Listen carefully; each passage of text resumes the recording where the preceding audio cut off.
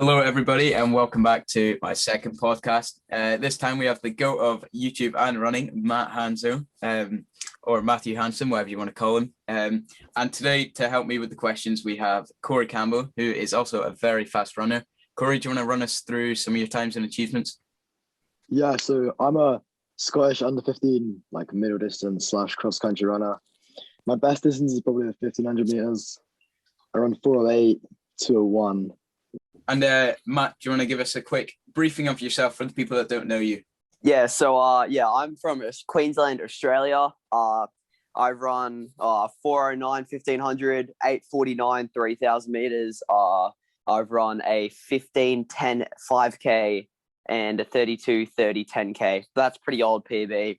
And I've won a few state championships in like cross country and steeplechase, and currently training for nationals in April. So yeah, that's just a quick overview. Also got a YouTube channel, which it's going really well right now, and really liking it. So talking about your YouTube, how did you get started in it? What was the idea around it?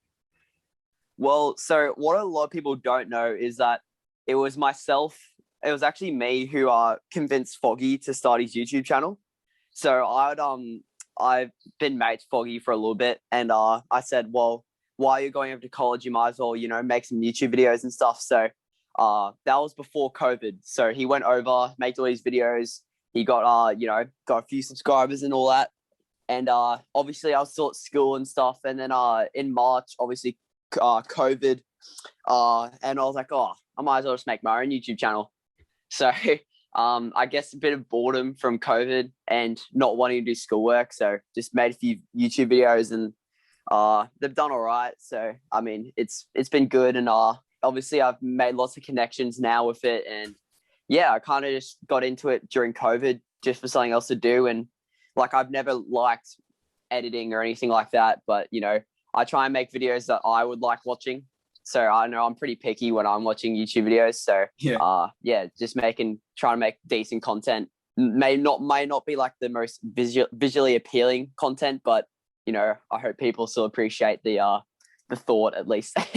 Yeah, I think everyone that follows your channel will remember back to the OG Corona Diary videos. So good. Why do you do YouTube? Well, so obviously in Australia, at least, COVID's a lot better here now. So we don't have any like ridiculous restrictions anymore. We're having big races and stuff back. Like, as I said, I've had states, and I've training for nationals and stuff. So obviously during COVID, it was just because I was kind of like bored and something to do. But now it's kind of like, I've kind of, I wouldn't say I built a name for myself, but it's like I'm always gonna be known as the kid that does YouTube now. So I might as well just keep up with that. And it's also something else that motivates me to make videos and stuff as well. Is just like I've realized as like I've gotten more popular. Like, I'm not even like that big yet. Realistically, I've only got like 2.2K subscribers. Like, that's still a lot of people. I'm really appreciative. But like, once you build this like massive influence, like you have this like you can affect the running community so much. And I don't know, I have had countless people like text me on Instagram and stuff, and it's just cool that I have this like influence now. So I don't know, if I just like randomly stop making videos, then I just don't want to I want to make sure everyone can keep on watching my videos and keep on enjoying them and stuff. And I guess also because nowadays to be a professional athlete, you can't just be like one-sided. You can't just be a good athlete. You also got to have this like profile about you. So obviously I'm not quiet about it, that I've got aspirations of, going to college and then trying to pursue a professional career in running or something running related. And just having the running related channel is going to very much help, getting a professional contract. Because let's be honest, like Spencer Brown isn't like actually the greatest runner. Usually he wouldn't get like a contract out of college, but just because he's got this massive, like this really strong community of like high school runners and all that who are gonna see Spencer and Brooks and be like, oh, maybe I'll try a pair of Brooks shoes. Anyway, that was a long answer, but yeah. Yeah. So you talk about like your growth in running. So like, what's your like YouTube goal this year? I haven't really thought about that much. I think I've got it written on my board. Yeah, like I want to get pretty close to 5,000 subscribers this year. So in a year, I got 2.2 pretty much. So I recently just had like the 1 year kind of like, a year since I made my first video. So I know hopefully now I can kick on a bit now. I've had one or two videos reach about like 10,000 views. So that's really promising. I've had my recent steeplechase videos got for over 4,000 views, which is doing really well. So if I can just keep on getting consistent content out, which has been kind of hard for me this last month or two, but if I can keep on doing that, hopefully I can get close to 5,000 subs this year. Yeah. So linking back to the question before that, the one that you just answered, about kind of growing your profile. Do you think that will help in the end game, I guess, getting a sponsorship, becoming professional in running? Oh, 100%. Like if you compare, just say I'm out of college, I've run like, I don't know, 14:10 or whatever. Say there's another kid who's run 13:50, but I have 10,000 YouTube subscribers and this guy has like 1,000 Instagram followers. Obviously, they're going to pick myself because I've got the greater reach. Like brands nowadays aren't just looking for performance. They're looking for that, that whole deal. It's like Colleen Quigley is probably one of the highest paid runners in the world, even though, when she was running for Nike, but like she would have been one of the highest earners in the world just because she's got this influence on it. Like she's got this massive influence. She's got like, 250,000 followers on Instagram. And she's literally going to come like 12th at the Olympics. She might even make the Olympics for the steeplechase. Like she isn't like she's really good, obviously, but she isn't like the pointy end, not like the Kenyans or anything. Yeah. You say about this, you don't even need to be, like, realistically nowadays, you don't need to be that fast to be a professional athlete, do you? You just need to have the platform and the reach. Yeah, really. Like literally, like you don't have to be that quick. Like you look at the track star guys for an example. They've got this like massive profile now. They like obviously one of them's already sponsored. Like, and he's run 13:50 for a 5K, which in the UK like will probably rank you on the top like 50. And I bet you about 30 of those guys don't have sponsorships. Yeah. So I mean, it's it's massive nowadays. It's nothing like back in the day when the medals got you that kind of reach. But nowadays it's like, nowadays it's like, well, we don't care if you want a medal. Like we just want you to have 100,000 Instagram followers. Yeah. Like Zach Levitt. Zach Levitt is. I'm literally running faster than Zach Levitt is right now, and he's sponsored by Hocker. Like, it's all relative. And I know. Like one of the guys I train with, Kieran Perkins, he's going to run like a 2:14 marathon the next year, and he hasn't even got like any like offers for sponsors or anything. No free kit, no nothing, and he's one of the best runners in Queensland. Yeah, he should be making a YouTube channel. Yeah, he should be. Yeah. So to like pursue your running, are you gonna go to college in America, do you think? So that's definitely the plan. So I don't know. I'm one of those people, I don't love having a routine. I really like, going to different places and running in new places and stuff like that. And, obviously I'm running quite a bit right now as well, like mileage wise. So yeah. So I mean it's gonna be awesome to try and get to a new location. I've already contacted a few schools and stuff, so hopefully I can just send this podcast to them and hopefully I can get a reply or two. But yeah, so I'm in year 11 at school right now, which is junior. So I need to, I'm getting my stuff together now, setting my standardized tests, and I can pretty much guarantee you I'm going to the US. Dependent if it's a D1, D2 school, whatever it is, that I will be going to the US. What would you want to do a degree in the US? So obviously it's a bit harder getting a degree over there, especially because I'm in Australia. I really like law, but obviously I can't do law in the US because they've got different laws. They've got different like judicial system in like, but I think what I'm going to do, so there's this Australian guy called Sean Crichton. I don't know if you guys will know him, but he's pretty big over here in Australia just as a distance runner. He's still running today, actually. He's like 50 and he runs like a 2:30 marathon. But he's the Australian 3,000 meter steeplechase record holder. He's run a 2:10 marathon. And basically, he went straight from high school into like trying to run and stuff. Just got like a part-time job. But then like that when he like finished running professionally, he actually did law when he came back. So what I think I might do, I don't know, this isn't confirmed yet. In a year or two, if you get me on the podcast again, I might be saying something completely different. But I think I'm gonna go over and try and do some kind of exercise science degree. So that's like, related to, obviously the science of exercise and stuff like that. And I'm really interested in that. Obviously, I have in previous videos on my YouTube channel talk about the sciencey kind of stuff about the sport. So definitely interested in that kind of the science behind how we run and what can make us more efficient in running and stuff like that. So I want to do that first and foremost, and then maybe later in life I can come back and do something else in some other degree. And so that's the plan. But yeah, that'll probably be the first degree I get. Yeah.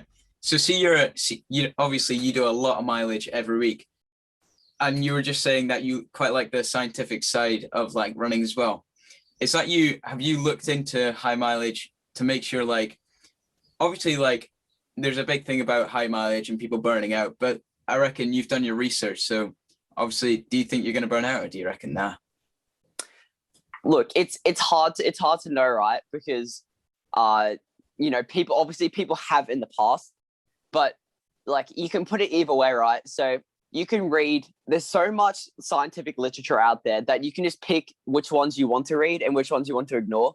So it's like I could pick on Arthur Lydiard, for an example, who was like revolutionized running, coached some of the best milers in, well, pretty much any distance in like the 50s and 60s and 70s.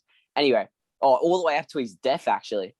And you can look what he said, and he said that for teenagers that they shouldn't be doing much intensity at all. It should just be all easy jogging and mileage. But then you go look at something more like, a different scientific like research, and they might say, like you might cause whatever, like cartilage damage. If I got to be honest, like, there's no point being mediocre. In my opinion, like you can build up for so long. But what I've seen recently, because I've had a few friends and people I've not been close to, but I've seen and like observed. Sorry. And they've gotten to 18, 19, and they've been running 60, 70K their whole like high school. And they get to that point and it's like, well, what from here? Like they never built up gradually over the years. And now they're at this point where they need to increase their mileage drastically to start seeing these results, but they can't because they'll just get injured straight away. And I've seen this so many times in Australia. And I don't know what's happened recently, especially in the last like 20, 30 years. I don't know why juniors are scared of mileage now. Maybe the mileage I'm doing will get me injured, but I can tell you I've been running like this for like 2-3 years now, and I haven't gotten I've gotten probably like 1 or 2 niggles over 3 years, and I've pretty much run every day since then, 20K a day, like day in, day out, and I haven't gotten injured. And the benefit of that is I'm not getting injured. The consistency gets you there. It's not just your session or two, and it's consistency, and I'm just really consistent. I'm not getting injured. So, I mean, if I'm improving and stuff as well, I don't see any reason why I have to change and stuff as well. But it's obviously quite unusual for me right now to be running mileage. But I can put it this way, that like Alberto Salazar, when he was my age, was running 100 miles a week. Chris Zielinski, I don't know if you know who he is. He's on a 26, 56, 59, 10K, sorry. American record holder. No, not anymore, sorry. Anyway, he was running 100 miles weeks when he was my age. And you have a look at this long list of Americans who've been doing it. And even like here in Australia, like Steve Monaghetti ran his first marathon when he was 23. Like that's not that far away for us. That's like, 6-7 years. That's not that long. And like this whole spectrum of everything, you know what I mean? I don't know. I get pretty aggravated when people it's like when people like judge me because I run lots of mileage and running. They think like, oh, you can be slow. It's like, yeah, it gets on my nerves a little bit, but it's like, well, yeah, I don't know. You'd be surprised. You're definitely thinking more long term in the running game. Yeah, well, I'm not gonna be a 1500 runner. Like, I've never had speed ever. Even before I started running, I was never good at sprinting. I had this endurance, but I never had this speed. And like why, you know, I'm working on my weaknesses. I'm not just like neglecting speed work, but it's like, well, I might as well just really keep on building this engine, because realistically, I'm going to be running marathons and stuff. Like I'm not going to be a 15 runner. I might run a good 5K. I might run a good 10K, but I honestly don't think I'll have my breakthrough in the longer stuff. And yeah, I don't know. It's just my opinion on it. I asked Adam last week this question that I'm about to ask, but would you do ultras in the future? He said absolutely not, but he said that you might be interested in doing that. Oh man, I'm so interested in ultras. I love it. Yeah, like it does seem like a fun kind of community. In ultras. 100%. And it's you're barely running as well most of those races. So like I want to like climb mountains. That's fun. I'm just scared of snakes. I just don't like snakes. But even that, I get over it.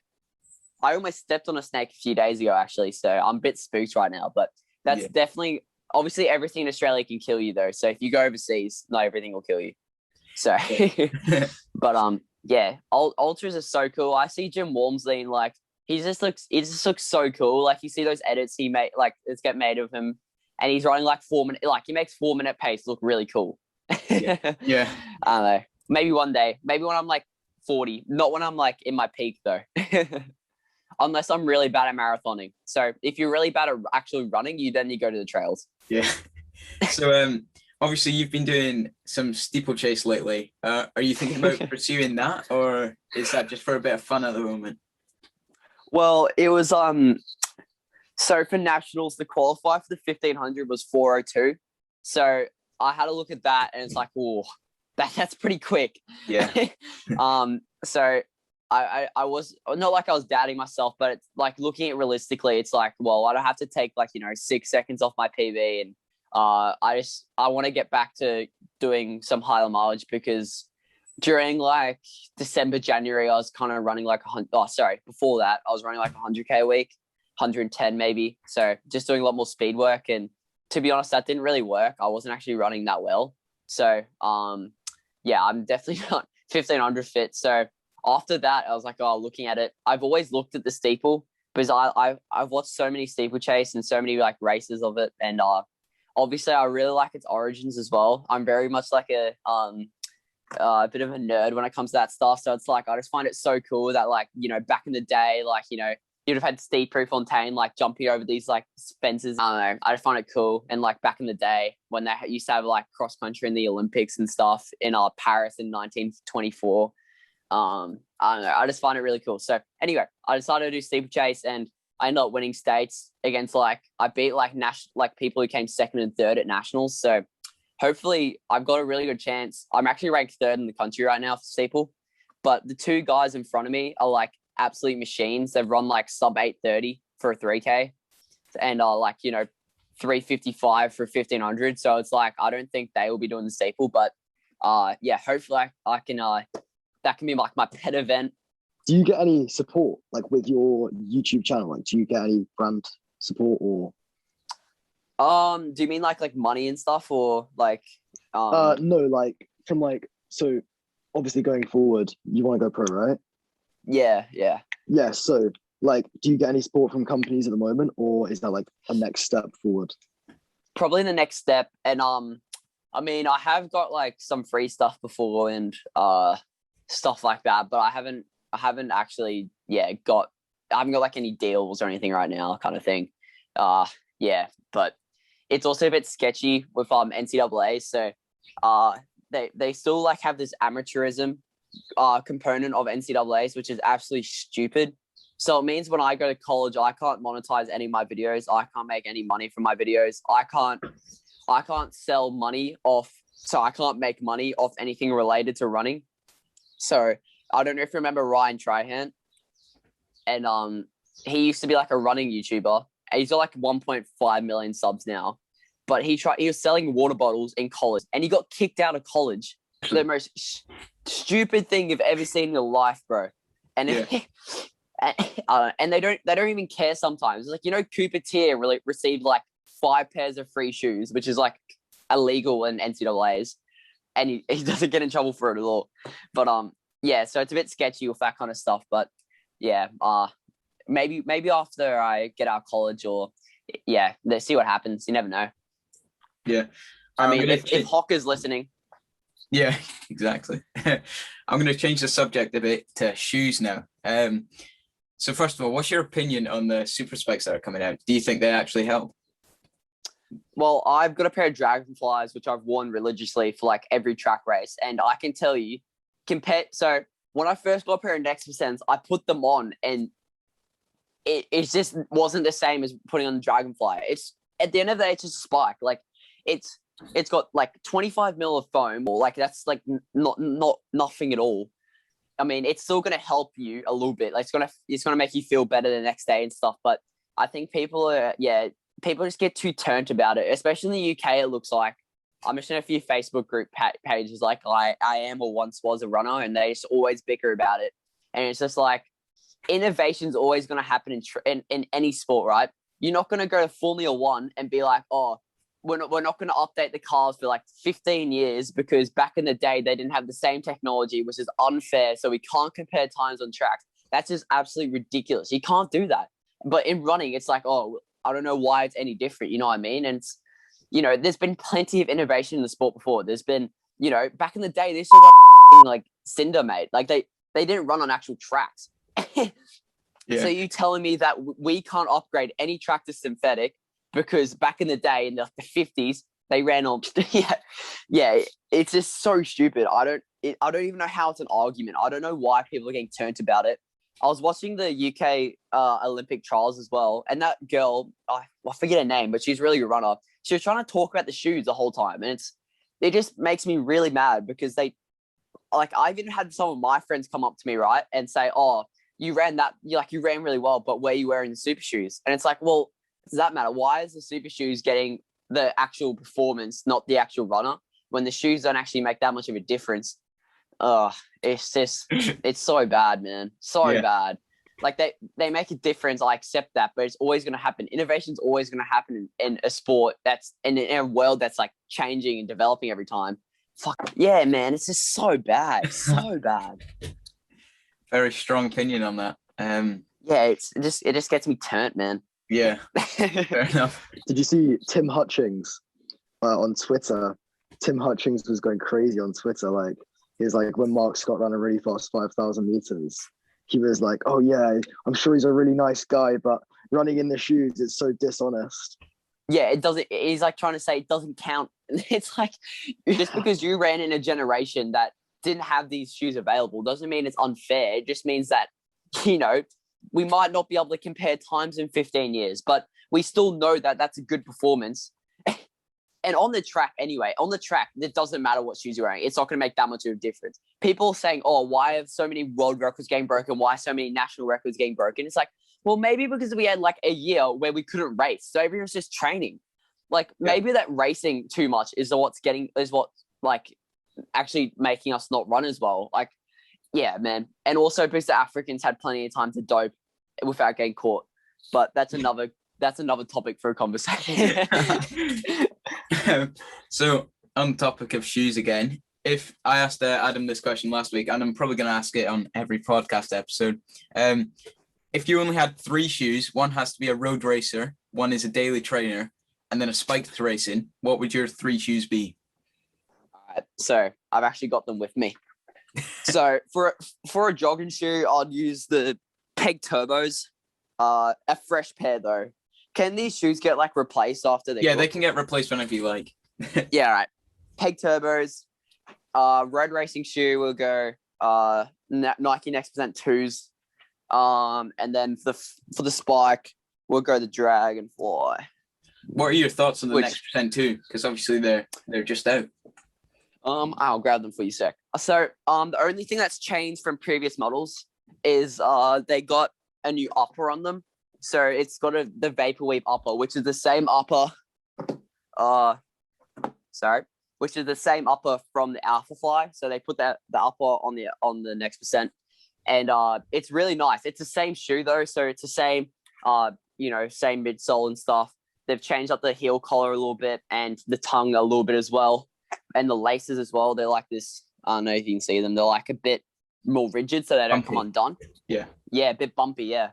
So my first impression was like it's way more breathable, especially in Australia when you're like in summer where we might be running and it's like 30 degrees, which is like what, 95 Fahrenheit, I think, something like that. But yeah, so that's gonna be a game changer, and I really liked the next percent originally as well. So I mean, it's a good update, and also they're cheaper now as well, which is always good. And yeah, so I rate them, and yeah, I know they're solid. Yeah, I found on the well, I've only got the original extra percents, but I've been finding that my feet are getting quite warm in the upper, and it's not even warm here. Like it's only like 15 degrees at the moment. Oh so, man, I wish. Yeah. Yeah, it's kind of prime running conditions, 15 degrees. It's nice. Oh man, for my 5K on last Sunday, it was like 17, and oh man, like that was perfect. Yeah. Like for Australia, that's like you're not getting any better conditions than that. Like because even though we're in autumn now, it still feels like summer. It's sorry, yeah. Okay, so moving on to some questions from my Instagram that you guys sent in to me. We're starting off with Aidan Page. He is asking Matt, how do you find the motivation to keep doing your big mileage?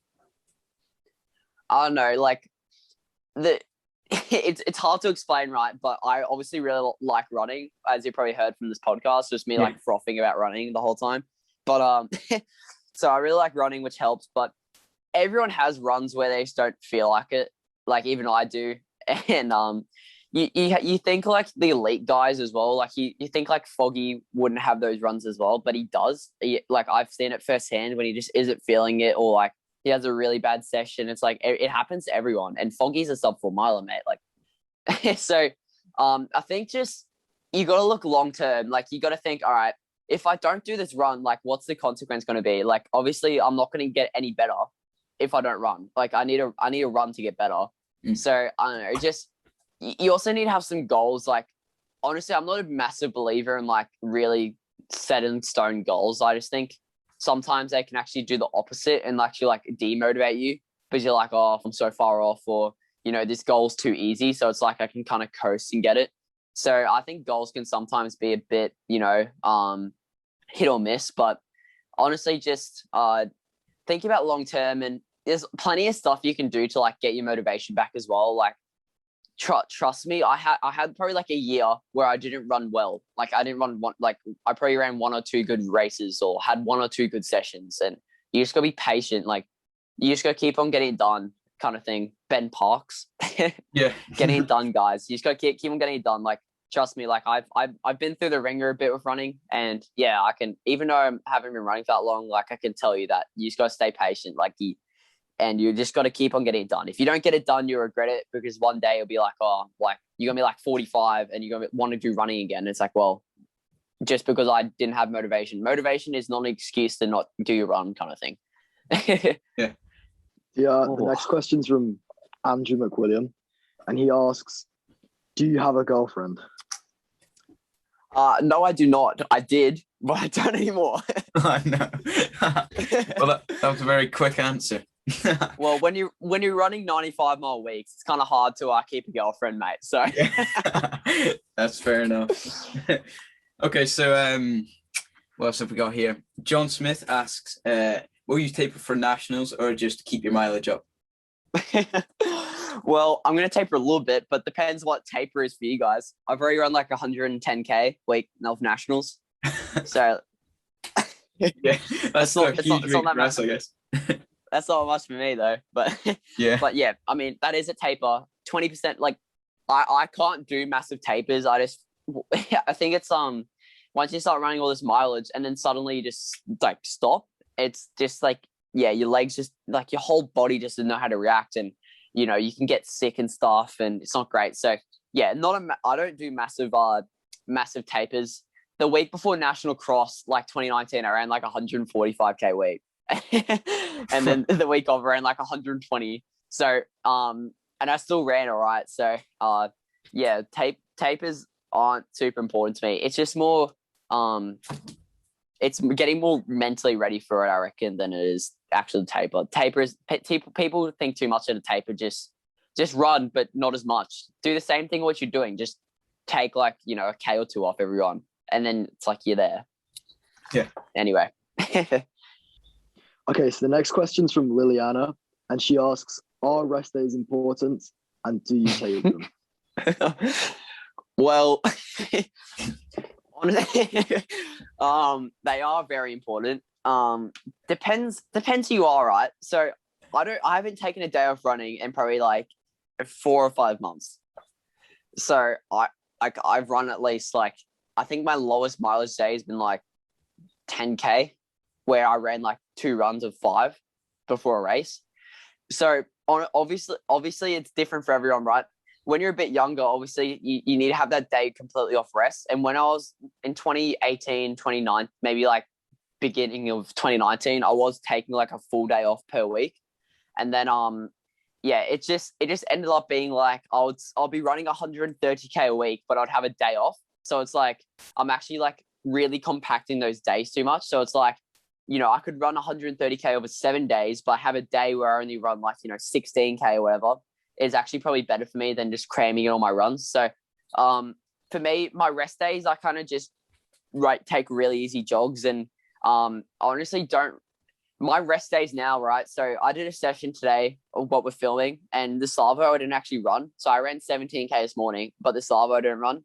So that's kind of like my rest afternoon. So I'm not running before long run tomorrow. But they are important. And it's also, you got to think about it like time wise, right? So just say you run at 6 o'clock in the morning, like you finish your run at like 7, and then you don't run again till 7 the next day. That's pretty much a rest day, right? But you still have 24 hours where you didn't run, if that kind of makes sense. I don't know. Yeah. But rest days are important, and it can also often be where you're actually getting those adaptions from all your training and stuff when you actually like rest, and you actually you have most of your adaptions when you sleep. So if you also need to get good sleep. So I don't know.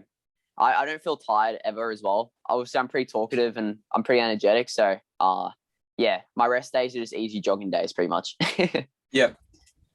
We got a question from Elite Music. Obviously, you've used this music in your videos. He's wondering when the Matt Hanso kind of Elite Music album is coming out. Obviously, Fog Dog is his one. Where's your one? I don't know. We'll get on him for it. Yeah. He actually makes tunes though. It's actually like good as.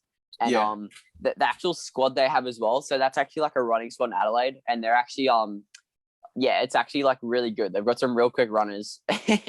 So yeah, it's awesome. The music's actually good as. Yeah. And Aidan Kelly is wondering, why didn't you go sub 15? It says in GCR. I'm presuming that's the race that you did. Yeah, so that's so it's the Brisbane's version of Great South Run. Oh.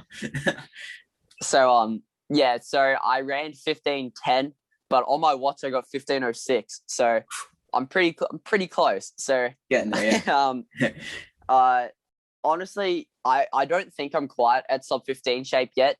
I reckon like I'm really in tune with my body now. Obviously I run a lot, so it's like I'm really like in tune with like how I'm feeling and stuff, and I just don't quite feel I'm there yet. 3-minute pace still feels a bit quick for a 5K, but it's getting there. Like it'll be there. My main goal for the year is to run about 14:50 for 5. So that's probably like one of my main goals for the year, and obviously like states and stuff. But yes, not quite yet, but yeah, still ran pretty well. So yeah, we'll see. Yeah. And one last question to finish off. Will there be any Matt Hanso merch coming? Look, honestly, a few weeks ago, I was more than a few weeks ago, I was looking into it, but I don't know, probably not yet. If I get to 5,000 subscribers by the end of the year, I will. Yeah. Because I can still drop merch now, but in 2 years' time, I actually can't because I'm in college, and as I said, I'll probably get kicked out if I sell merch. So I'll tease it in a video one day and see how many people get around it, because that could be pretty funny, I reckon. Yeah. I need designs though. I need someone to make me a design. Yeah. Fog Dog was saying that he got some dodgy company to do it for him. Yeah, he almost got scammed, mate. Well, that wraps up nicely for this. So Corey, thanks for coming along, asking some questions as well. And Matt, a big thank you for coming and doing this with us. It's been great, and best of luck in the future for your running. Yeah, thanks, mate. Thanks for having me on. Really enjoyed like chatting crap for a little bit. Yeah, right. With that, I'll see you guys next time.